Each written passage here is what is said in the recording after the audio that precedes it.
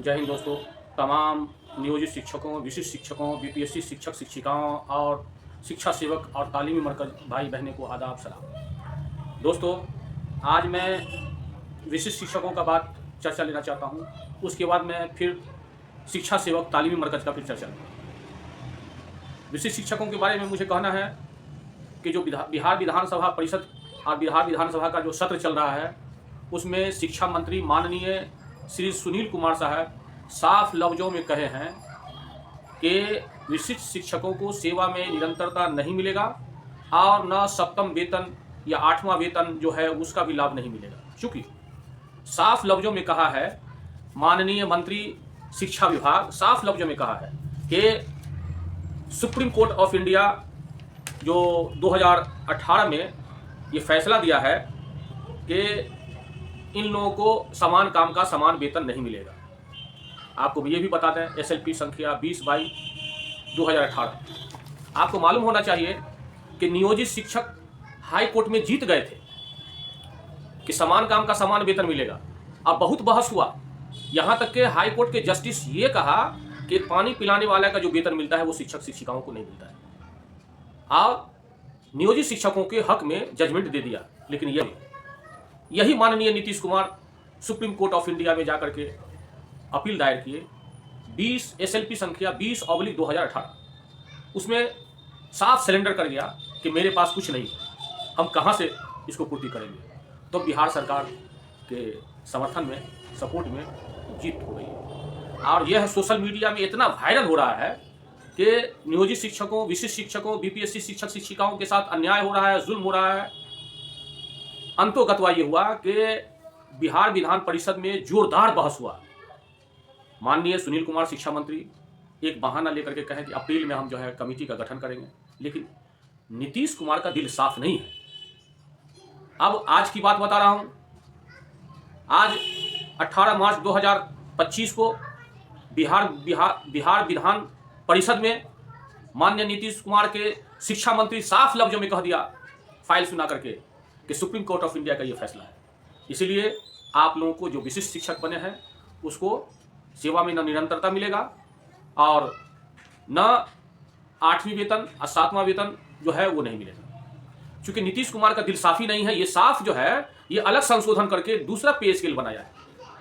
बिहार विधान परिषद में क्या बहस हुआ है आप देखिए, वीडियो लंबा है, आप धैर्य से देखिए क्या हुआ है, आप गौर से सुनिए। देखिए, पद के अनुसार उसे 7वें वेतन आयोग के तहत मूल वेतन के साथ ग्रेड पे दिया जा रहा है और लेवल भी निर्धारित है, जबकि BPSC Tier 1, BPSC Tier 2, BPSC Tier 3 द्वारा चयनित अध्यापक एवं सक्षमता पास विशिष्ट शिक्षकों को का ना ही ग्रेड पे निर्धारित किया गया है और ना ही लेवल तय किया गया है। सिर्फ नियोजन के तहत वर्ग 1 से 5 के अध्यापकों को एवं विशिष्ट शिक्षकों को 25,000, वर्ग 6 से 8 के अध्यापक को 28,000, वर्ग 9 से 10 के अध्यापक एवं विशिष्ट शिक्षकों को 31,000, वर्ग 11 से 12 के अध्यापक एवं विशिष्ट शिक्षकों को 32,000 रुपया मूल वेतन दिया जा रहा है, जो 7वें वेतन आयोग से बिल्कुल अलग है, जिसके कारण भविष्य में अध्यापक एवं विशिष्ट अध्यापकों को 8वें वेतन आयोग के लाभ से वंचित रहना पड़ सकता है, जबकि उक्त शिक्षकों को भी राज्य कर्मी का दर्जा प्राप्त है।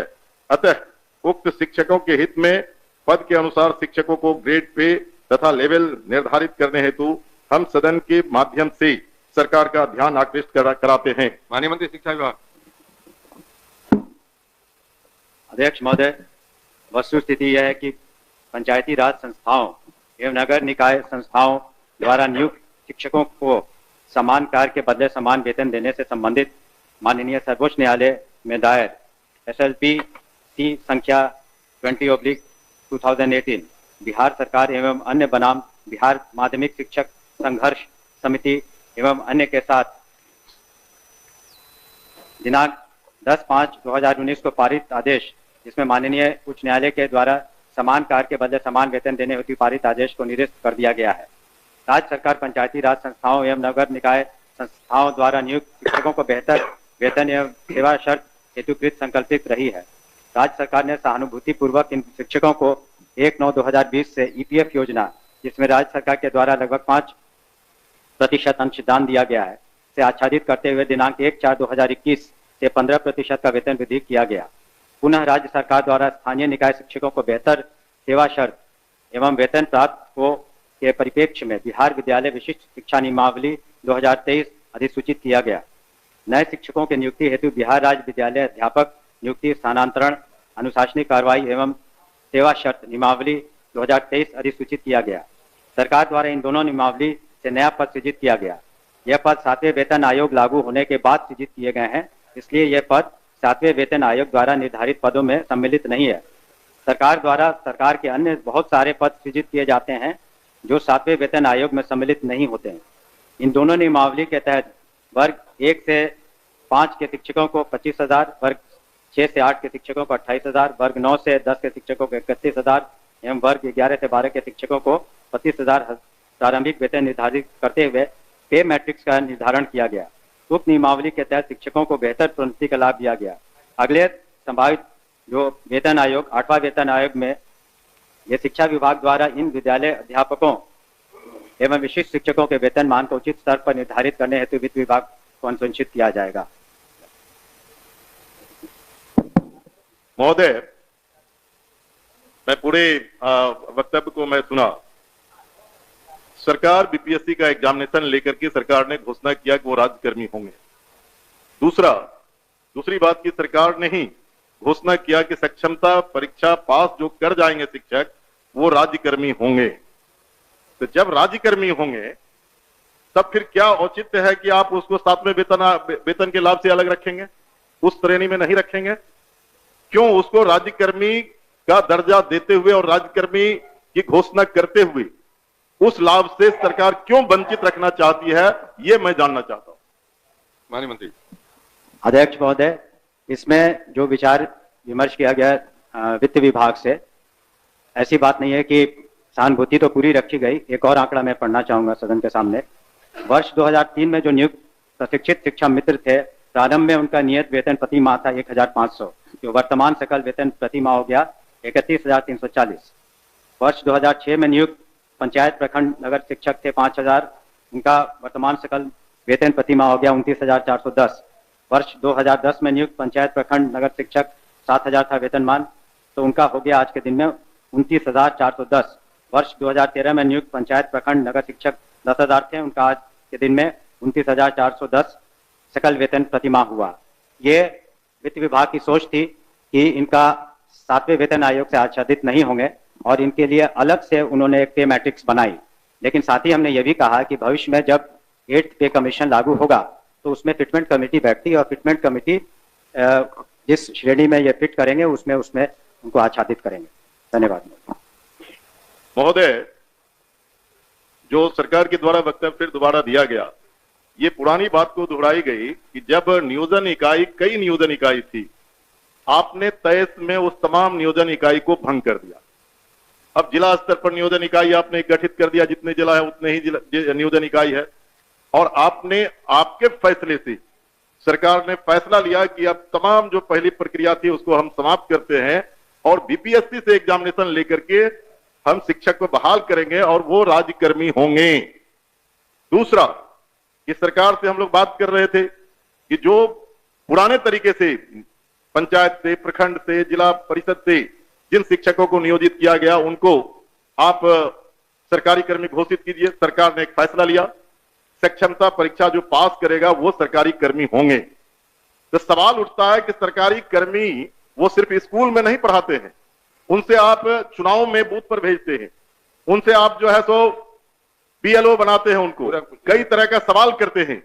जब वो सरकारी कर्मी आपने घोषित किया है तब सरकारी कर्मी के बराबर उसके समकक्ष 7वां वेतन क्यों नहीं देना चाहती है, ये हम जानना चाहते हैं। तो नहीं, उनका कहना है कि वो पुराना जो बताया 4,000 था, 2,000 था, 3,000 था। दूसरी बार खड़े होकर बोले नहीं सर।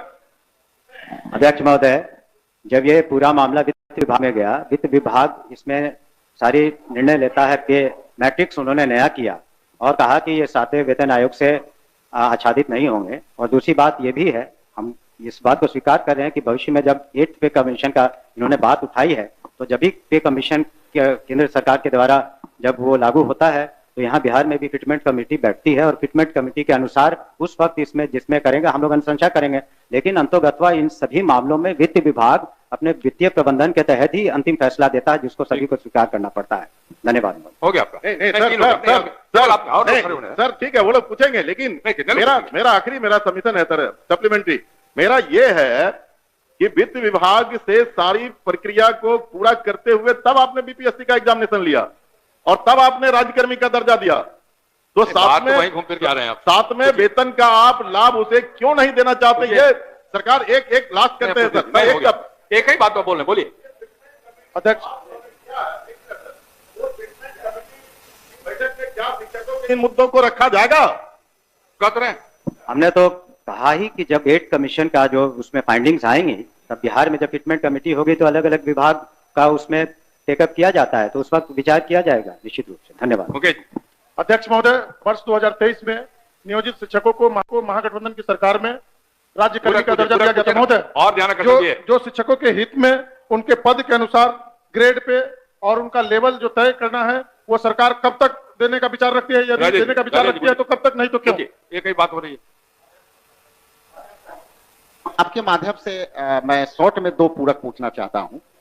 क्या सरकार को ग्रेड पे निर्धारण करने में आर्थिक बोझ आ रही है? और यदि ये आर्थिक बोझ आ रही है तो सरकार बतावे कि कितने की आर्थिक बोझ आ रही है, तब जो है वो इनको करने में क्या कठिनाई आ रही है आर्थिक बोझ आने में? ये मेरा सवाल है। बैठिए, और कोई पूछने वाले नहीं ना है?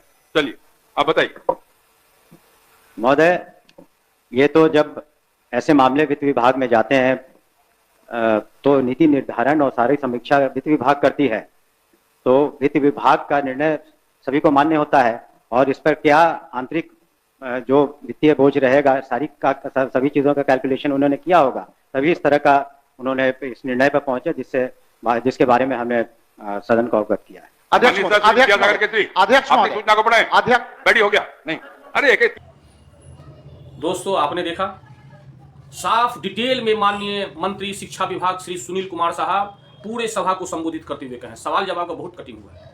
अब आइए, शिक्षा सेवक और तालीमी मरकज, ये आप सभी के लिए खुशखबरी है, क्योंकि आपका सवाल बिहार विधान परिषद में गूंजने लगा है कि 15 वर्ष से ये संतोषप्रद कार्य कर रहे हैं, इसको स्कूल में समायोजन किया जाए। इसलिए निश्चित तौर पर आप समायोजन होइएगा, बल्कि जो विशिष्ट शिक्षक में जो गए हैं उससे आप बेहतर रहिएगा, ठीक है? इसलिए आप घबराए नहीं, आपको समान काम का समान वेतन मिल सकता है, क्योंकि आप 15 वर्ष से हैं और माननीय विधायक जो है सदन में गूंज गया है ये सवाल। और सरकारी प्रावधान भी है, जो 240 दिन कंटिन्यू नौकरी करेगा उसको राजकर्मी का सेवा में कंटिन्यूअस चाहिए, इसलिए आपको निश्चित मिलेगा। क्योंकि आप देखिए बिहार विधान परिषद में आपका सवाल उठ गया है, सोशल मीडिया इतना तगड़ा है, उठ गया है, आप वो भी देख लीजिए। अध्यक्ष महोदय, शिक्षा सेवक एवं तालीमी मरकज के कर्मी लगातार 15 वर्षों से पठन पाठन के साथ साथ अन्य सरकारी कार्यों को करते आ रहे हैं, जो संतोषप्रद है। मैं इन्हें राज्यकर्मी का दर्जा संबंधित विद्यालयों में समायोजित कर अनुकंपा एवं अन्य सरकारी लाभ देते हुए सम्मानजनक वेतन देने की मांग करता हूं। आपने देखा बिहार विधान परिषद में विशिष्ट शिक्षकों के संबंध में, नियोजित शिक्षकों के संबंध में, बीपीएससी शिक्षक शिक्षिकाओं के संबंध में इन्होंने बोला, और बोलते हुए माननीय मंत्री जी ने सबको संबोधित किया। और शिक्षा सेवक तालीमी मरकज के बारे में भी आप देखा कि इन लोगों का भी सवाल उठ गया है। माननीय नीतीश कुमार का शासन ऐसा चल रहा है कि बहुत बड़े लीडर मोहम्मद अली अशरफ फातमी साहब ने भी सोशल मीडिया में ऐसा शब्द कहा है कि नीतीश कुमार को अभी भी संभल जाना चाहिए। इन्होंने क्या कहा है? मोहम्मद अली अशरफ फातमी साहब जो पूर्व केंद्रीय राज्य मंत्री रह चुके हैं, उन्होंने साफ कहा है कि डकैती का सिलसिला जारी हो गया है, बड़ी घोर अन्याय है, और शराब भी पी करके लोग मंडला रहे हैं। कहाँ है शराबबंदी? ये सब मामला है। आप थोड़ा फातमी साहब का भी स्पीच सुन लीजिए, फिर मैं आपसे बात करूंगा। देखिए, अब डकैतियों का सिलसिला शुरू हो गया, जो जिसको आ रहा है मन वो काम कर रहा है। कोई दारू पी के घूम रहा है, बताइए दारू बंद है? दारू कहाँ बंद है? इसे लेके खास आदमी उसका इस्तेमाल किस तरह से किया, आपने कई वीडियो देखा होगा। तो ये सब लॉ एंड ऑर्डर का फेल्योर है। उनसे भी, मुख्यमंत्री जी से भी, कि कृपया करके ऑफिस से निकलिए और देखिए कि बिहार की क्या हालत है। तो आप सारा चीज सुन लिए आप हमारे इस वीडियो को ज़्यादा से ज़्यादा शेयर कीजिए, ज़्यादा से ज़्यादा सब्सक्राइब कीजिए, क्योंकि ये सोशल मीडिया, यह चैनल आपका है, जितना शोषित पीड़ित दैनिक मजदूर परिचारी सभी का है। इसलिए आप इस चैनल को सब्सक्राइब कीजिए और शेयर कीजिए। और मैं फिर सभी का दर्द मैं बयान करूंगा। इस सोशल मीडिया से गुजारिश है कि माननीय नीतीश कुमार, आपका जो है चुनाव का साल है, आप सभी को समान काम का समान वेतन दीजिए, ये मेरा मांग है, ये चैनल का मांग है। और विशिष्ट शिक्षक शिक्षिकाओं को भी समायोजन कीजिए। दोस्तों, अब मैं आपसे विदा लेता हूँ, इजाजत दीजिए। जय हिंद, जय भारत।